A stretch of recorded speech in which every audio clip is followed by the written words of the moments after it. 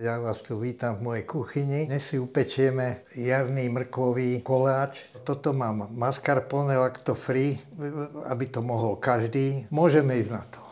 No ideme si rozklepnúť vajcia. Musíme to klepnúť takým spôsobom, aby tam nenapadali škrupiny, lebo to nie je moc chutné. Cukor.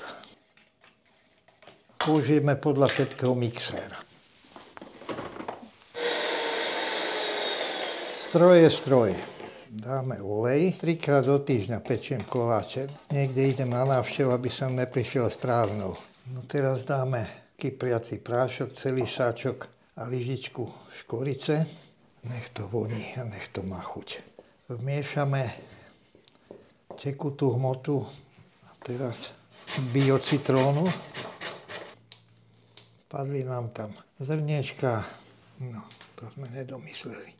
Predtým som býval na chatke, tam sa nič takéto robiť nedá.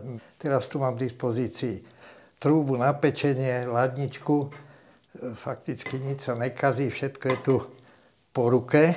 No a je to vďaka Depol, takže som veľmi spokojný. Už tu bývam cez 2 roky a môžem povedať, že je to úžasné. A lenže toto je moc veľké, ne? Žiadna veľká rýchlosť, ale zvládneme to. No ide to. Skúšame, ale myslím, že lepšie to bude len zapojiť ruky. To bol strúhák na syr, berme to tak. Nepodarilo sa. Patria tam nie 3 šálky, ale 4.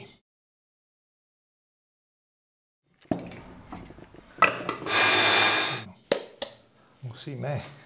Musíme taj prstom, čo tam. Je to trošku tuhé.